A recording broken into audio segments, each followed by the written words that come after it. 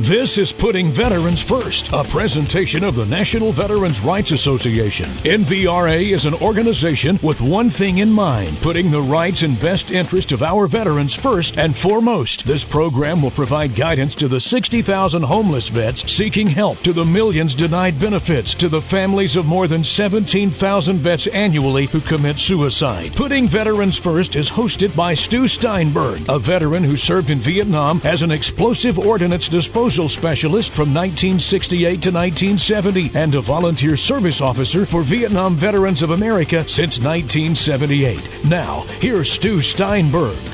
I'm not going to talk this time about claims issues. Instead, I'm going to talk about the problems in the VA and military medical systems, particularly as they relate to post-traumatic stress disorder, traumatic brain injury, and what is currently called Gulf War illness. At least that's what many of us call it. I'm also going to talk about a recent article calling into question the ethics and morals, or lack of them, among Army officers. The title of this disturbing article is Lying to Ourselves, Dishonesty in the Army Profession. The title itself is so shocking that when a friend sent it to me, I just sat here dumbfounded, and it took me a full couple of minutes to digest just the thought that the title purveys. So here's the basic rundown of the three issues concerning the VA and military medical issues.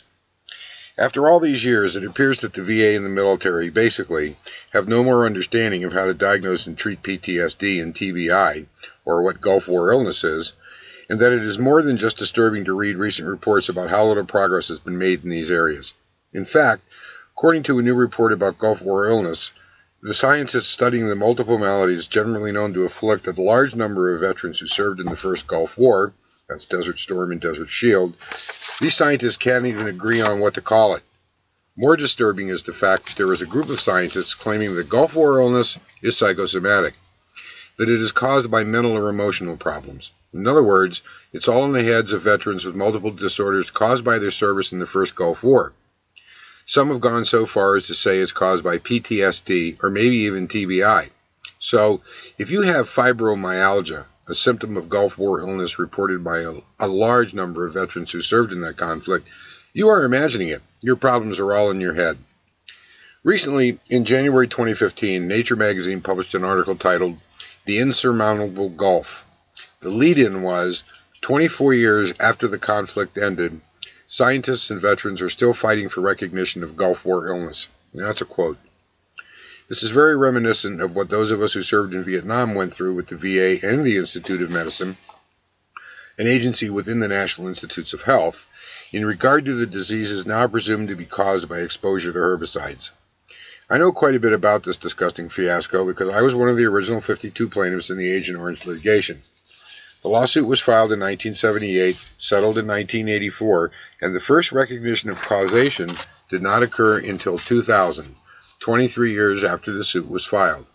It has now been 24 years since the first complaints of Gulf War illness began to surface. The opening paragraph of the Nature article is disturbing. This is a quote. The meeting last April 2014 was supposed to be a scientific review, but the scene looked more like boxers lining up for their turn at a punch bag. As the article notes, Gulf War illness, another quote, affects some 250,000 veterans of the 1990-91 military operations in the Gulf. The article goes on to note that, from the beginning, the VA has refused to honestly face the problems that face veterans, said Joel Graves, a Gulf War veteran who until last year had served on a committee advising the VA on research priorities related to the illness. Graves and others contend that the agency has refused to recognize Gulf War illness as a unique physiological condition, maintaining instead that it is psychosomatic or the result of stress. The VA, they claim, has obstructed research into Gulf War illness, stacked scientific review panels with members who would favor psychological explanation, and defanged the Research Advisory Committee, that's all caps, RAC, that Graves served on. As a result, critics contend, thousands of soldiers have found it difficult to get a diagnosis or related health benefits.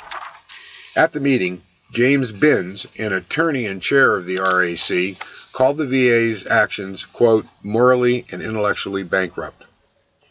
Robert Jesse, then the Deputy Undersecretary for Health at the VA, said that the VA had never pushed a psychological view of Gulf War illness. Instead, he said, incredulously, that, and this is a quote, He and other VA officials believe that the veterans' health problems are too complex to classify. I swear I did not make that up. He then said that the VA had a multi-million-dollar research program as proof that the agency takes the illness seriously. First, it is disgusting that after almost 25 years they cannot classify, that's their word, what this illness is. Second, the fact that they have spent millions of dollars studying this phenomenon proves nothing. To the contrary, it seems to me, that it proves that the VA, as well as the Institute of Medicine, has had more than sufficient time and money to figure this out. It is an outrage, and I believe it is going to take an act of Congress to force the VA to start granting service-connected disability compensation to those veterans suffering from the various symptoms that define what people with a brain now call Gulf War illness. For crying out loud, according to the Nature article, we're talking about 36% of the 697,000 men and women who served in Desert Storm and Desert Shield. That's how many people are complaining of these different illnesses that they came back from this Gulf War with.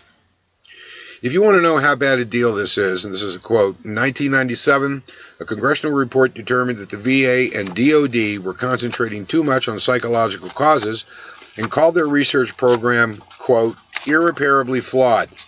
Among other finds, it charged that the agencies had lost or hidden chemical exposure data, biased research funding towards psychiatric conditions, and made research impossible by automatically diagnosing veterans with PTSD and ignoring chemical exposure. You couldn't make this up if you wanted to. The VA continues to call Gulf War illness either chronic multi-symptom illness or undiagnosed illness. So far, about 80% of the claims filed for Gulf War illnesses have been denied in some form, with 38% completely denied. The British, who sent more than 53,000 soldiers to the Gulf War, agreed to use the term Gulf War Syndrome in 2005 in order, they said, quote, to provide an element of closure for those who have sought some acknowledgement that their ill health is connected to their Gulf War service. That came directly from the British Ministry of Defense. Finally, according to the Nature article, this is a quote again, critics from the Research Advisory Committee and elsewhere have claimed that the VA has stacked the Institute of Medicine Committee studying this problem with members who favor psychological explanations for Gulf War illness, and that it tailored questions that the committee were to study or the pool of studies they were to review. It is sickening, and some feel the VA is waiting for these veterans to die. I tend to agree with this because this is the way they have continued to deal with numerous diseases known to be caused by exposure to the herbicides used in Vietnam, and yet the Institute of Medicine still says the evidence is too thin.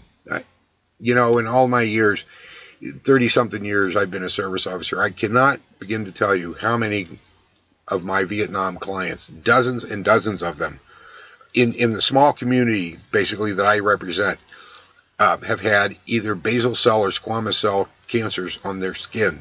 And I've run into at least a dozen guys, including myself, who had bladder cancer. So this just continues to go on. When I went back to Vietnam in 2012 with a small group of combat vets and one widow, we learned from their top herbicide people in Hanoi that if a veteran of what they call the American War gets some weird disease, they simply presume it was caused by exposure. They don't dick around for almost 40 years trying to figure out ways to deny veterans the care and compensation they deserve. Now on to the next thing that's got me falling off the rails. I said at the beginning that a report came out basically saying that many Army officers lie and lack moral fiber when it comes to advancing their careers. The report by the Army War College's Strategic Studies Institute had this to say in their summary of this despicable, yet not surprising situation. This is a quote from the study. This study found that many Army officers, after repeated exposure to the overwhelming demands and the associated need to put their honor on the line to verify compliance, have become ethically numb. As a result, an officer's signature and word have become tools to maneuver through the Army bureaucracy rather than being symbols of integrity and honesty. Sadly, much of the deception that occurs in the profession of arms is encouraged and sanctioned by the military institution as subordinates are forced to prioritize which requirements will actually be done to standard and which will only be reported as done to standard.